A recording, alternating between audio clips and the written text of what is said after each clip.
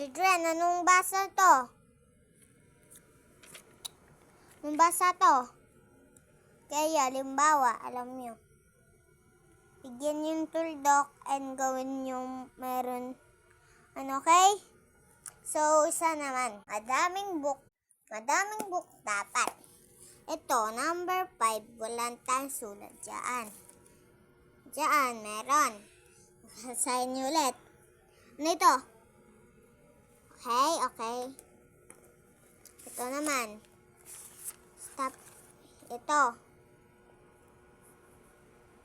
Mga children, gusto nyo ba matuto? Kalupas sa akin, manta kayo. Maging masipag. Aralin ko, gagawin ko lahat, okay? Good night, mga children.